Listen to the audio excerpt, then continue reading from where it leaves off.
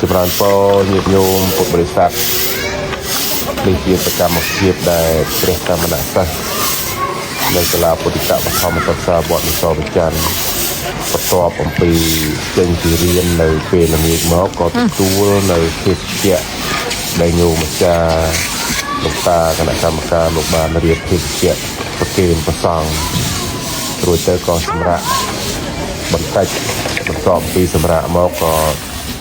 ចាប់ផ្ដើមសកម្មភាពធ្វើអនាម័យសម្អាតទីវត្តអារាមតាមមុខព្រួយតាមកន្លែងកំណត់រៀងខ្លួនរយៈពេលកន្លះម៉ោងបន្ទាប់អំពីធ្វើពលកម្មបោះសម្អាតអារាមជាការថ្វាយចំពោះគុណបរិជ្ជៈត្រៃរយៈពេលកន្លះម៉ោងហើយក៏សម្រាប់ដល់ម៉ោង6ក៏សញ្ញារគាំងបានបន្លឺឡើងសម្រាប់ជាការនិមន្តព្រះសង្ឃព្រះសម្មណសិស្សគ្រប់អង្គឡើងលើព្រះវិហារដើម្បីធ្វើកិច្ចវត្តនមស្ការថ្វាយបង្គំចំពោះគុណបរិជ្ជៈត្រៃដែលជាកិច្ចរបស់អ្នកបួសក្នុងពុទ្ធសាសនាក៏បីប្រារព្ធធ្វើជានិរន្តរ៍និងដើម្បីបានឧទ្ទិសកុសលជូនដល់ពពួកទេវតាផងដល់ញាតិទាំងឡាយបុព្វការីជនទាំងឡាយរបស់ញាតិញោមពុទ្ធបរិស័ទដែលលោកបានបំពេញបុណ្យពេញកុសលក្នុងពុទ្ធសាសនាតាមរយៈវត្តអារាមមានតាមរយៈវត្តនិសរវិចិត្រជាដើមផងហើយលោកបានអនុមោទនាបុណ្យកុសលនឹងដើម្បីជាសេចក្តីសុខចម្រុងចម្រើនជាការប្រសិទ្ធពរជ័យជូនញោមញាតិពុទ្ធបរិស័ទតែយកចិត្តទុកដាក់ឧបត្ថម្ភគ្រប់គ្រងពុទ្ធសាសនាគ្រប់វត្តវារាមដោយឡែកតាមរយៈវត្តនិសរវិចិត្រក៏ដូចគ្នាក៏សូមបុណ្យកុសលទាំងអស់ចែកជូនដល់ញាតិញោមពុទ្ធបរិស័ទគ្រប់គ្នាបានស្ថិតនៅសេចក្តីសុខចម្រុងចម្រើនមានជោគប្រពៃមានសេរីប្រសើរប្រកបដោយពុទ្ធមង្គលពរ4ប្រការយុវណ្ណៈសុខៈពលៈសម្បត្តិទាំងឡាយ3មនុស្សសម្បត្តិទេវសម្បត្តិនិងនិព្វានសម្បត្តិញាតិញោមពុទ្ធបរិស័ទមេចាស់ប្រុសស្រីយេតាលោកប្រាថ្នា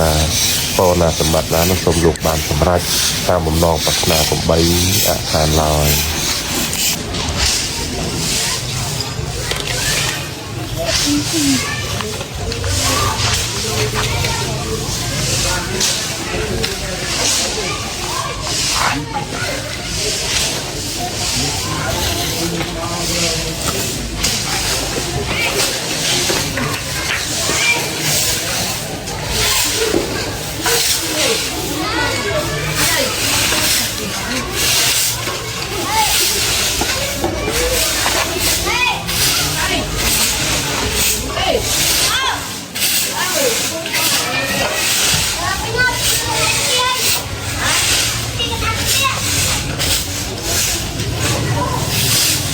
đây chọn đẹp